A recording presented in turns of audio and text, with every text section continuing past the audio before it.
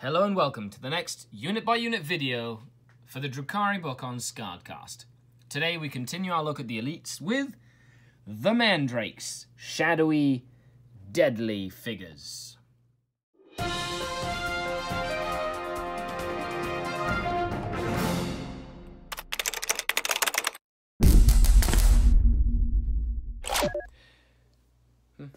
Hello and welcome to another SkaredCast unit-by-unit review here on SkaredCast. I am Skari, your grateful host, and today we continue the look at the Drukhari Codex with the next installment, the trusty, well, not trusty at all, the sneaky, shadowy denizens of the Mandrakes. If you guys have not watched one of these videos before, it is a two-part series. First part, I talk about a bit of the lore on what a Mandrake is, who they are in the Dark City lore itself. And then we dive into the unit in-game, a couple of the rules, the stats, that sort of thing, so you can get good at using them or get better at using them as you become a more experienced Archon. So I'm really excited. I love Mandrakes. They're one of my favorite units. We just took a look at the Incubi. You know, Incubi themselves are very sneaky. Well, not sneaky, very killy. But Mandrakes are like a toolkit sort of unit in the Drukhari book. As in, they're for the kind of player that likes to be crafty. So they appeal to me. You know, I don't like talking about anything I haven't used in-game, and Mandrakes is something I've used faithfully for many years, even when they weren't considered good. You can make any unit good. So if you'd like any list advice, things like that, check the Patreon link down below, and you get a lot more unique tactical content if you'd like to support the channel. So, Mandrakes, let's begin. You got your tea, your coffee, get ready to listen to a cool story. Within the shrouded corners of the labyrinth dimensions lurk all manner of nightmarish entities and subconscious terrors given form. Yet nowhere in the webway is more shrouded in dread than Alindrak, where darkness itself has gained a sort of horrifying sentience, for it is the home of the creatures known as Mandrakes. They are secretly feared, even by other Drukhari, because they can pull themselves into reality straight through another being's shadow. Mandrakes exist both in reality and a cursed otherworld, and to fight them is to fight a living shadow, for they're not fully corporeal. They are able to manifest anywhere that shadows gather in the gloom, and as such, a malevolent bane on night worlds and in war zones that are veiled in darkness. The planet Mordian, home to the Iron Guard regiments of the Astra Militarum, has endured multiple Mandrake attacks, the fiendish creatures appearing to butcher high-ranking officers before receding from reality once more.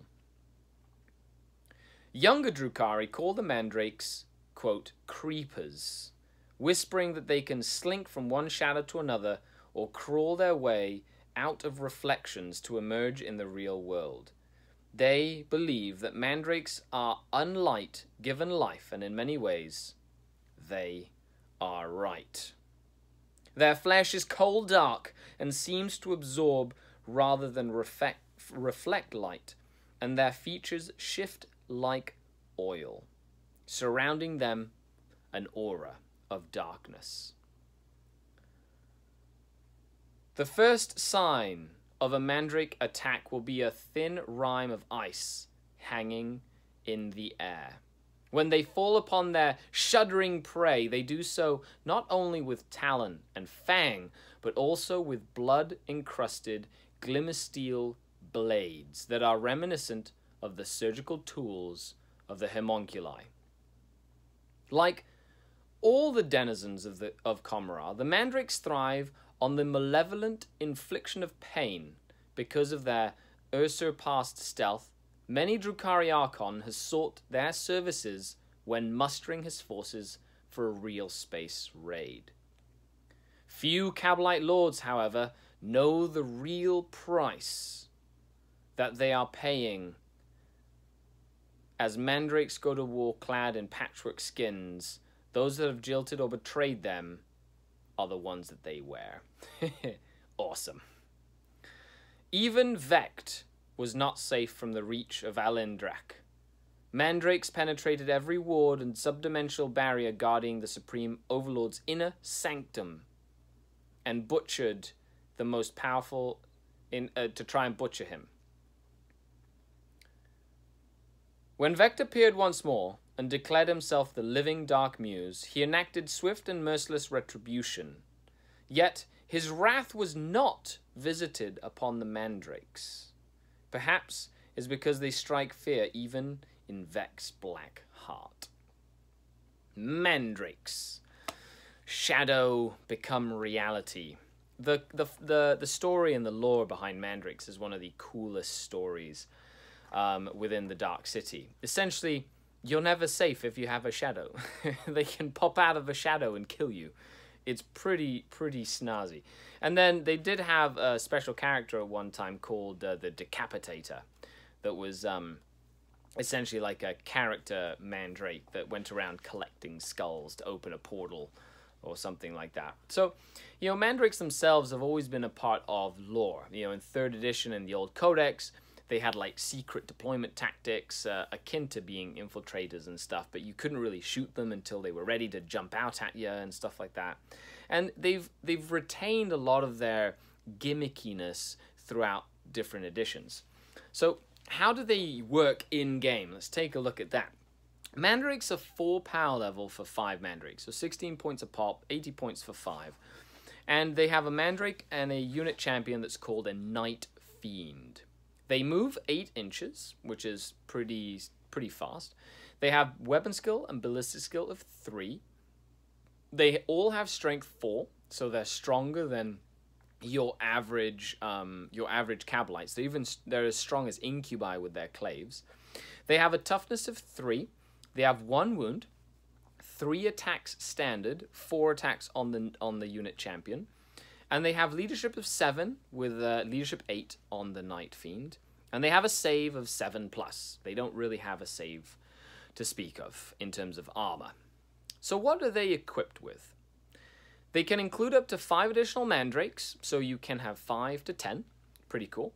And each model is armed with a Glimmer Steel blade and attacks with a Bale Blast. So they have both close combat capability and ranged capability. The Bale Blast is an 18-inch range assault 2 shot that is strength 4. So it's an 18-inch range assault 2 bolter that has -1 AP, which can be really handy. They do have a special rule though. Every time you roll a 6+ to wound, the target suffers a mortal wound in addition to any other damage. So 10 guys shooting 2 shots apiece, 20 shots, hitting on 3s, wounding on 4s, 5s, or 6s, but any 6, or 3s, 4, 5s, or 6s, but any 6 you roll to wound is a mortal wound in addition to damage. So, can get through invulnerable saves, armor, cover, can even damage tanks as well. That can be really handy, especially when paired up with something like a Farseer with Doom, being able to reroll all your wounds to get more 6s and therefore create more mortal wounds. So the damage potential is very, very high. However, like most Dark Eldar units, they have a very low toughness characteristic and will die if the enemy dedicates a lot of firepower to them. Now they have some cool abilities, which we will get to, that really kind of give them that crafty nature, that you, as an Archon, can squeeze the milk out of the unit itself. So, the Glimmer Steel Blade is a melee weapon that's strength user, so they are strength 4, but they are -1 AP in combat. With 3 attacks per Mandrake, that's 31 attacks from a full unit in close combat, hitting on 3s or 2s with Power from Pain. and wounding on strength 4 with a -1 AP. Not something to be scoffed at. So not only can a Mandrake be nasty at range, they can also kill some things in combat, even chaff units like cultists or Zangors or cultists or more Zangors or conscripts, because that -1 AP really comes in handy. So let's look at their abilities. The first ability they have, like most Drukhari, is Power from Pain, which means turn 1, they get a 6+ Feel No Pain. Turn 2, they can reroll charge and advance rolls. Turn 3, they get +1 to hit in combat. Turn 4, they are fearless. They do not take morale tests.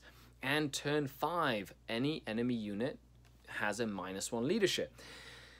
All quite handy for the Mandrake, especially the fearless one, if you've brought them in bigger units, and the +1 to hit in combat. With 3 attacks on the chart, they can really put a high volume of attacks out at a decent strength with a good AP.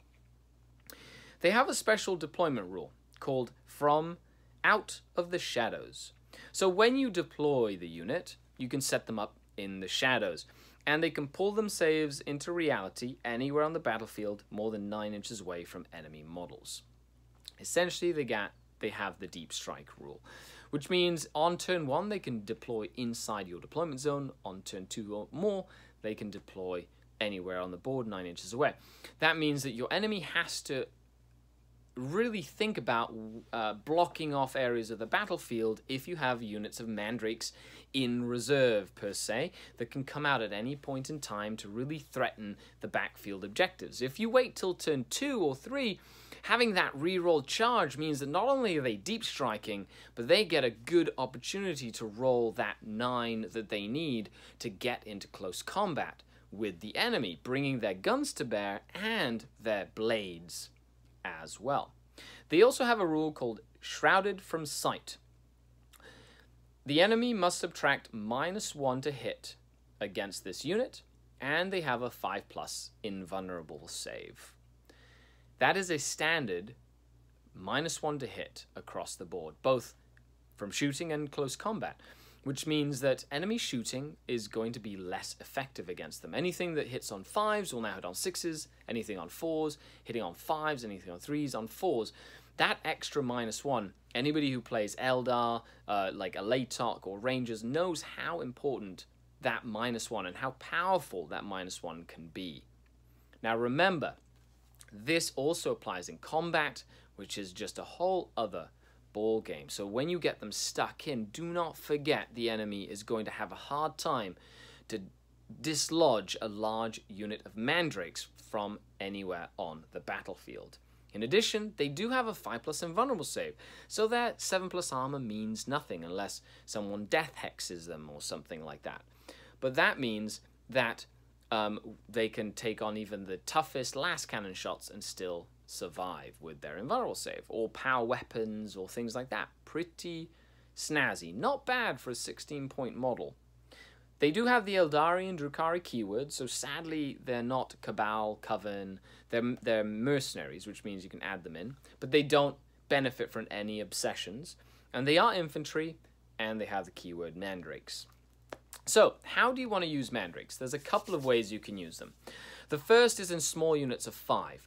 So you can use small units of 5 Mandrakes to essentially deploy them into the webway or into the shadows and bait your opponent into deploying. So putting 1 unit in, your enemy has to deploy something, put a 2nd unit in, the enemy has to deploy something, put a 3rd unit in, enemy has to deploy something. The enemy has committed 3 or 4 deployments on the table, and you have not put anything on the table. The second way is by running a larger unit or 2 larger units of Mandrakes as an attack force. So it's 160 points for 10, which is not bad for 10 models, -1 to hit, that can do mortal wounds and do a lot of attacks in combat.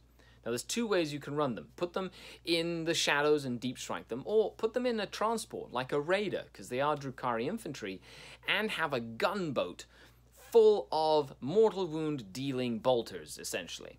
And you can run around shooting stuff. It's pretty cool, very gimmicky, but 20 shots at 18-inch range that can do mortal wounds is something that even a Primarch will be scared of.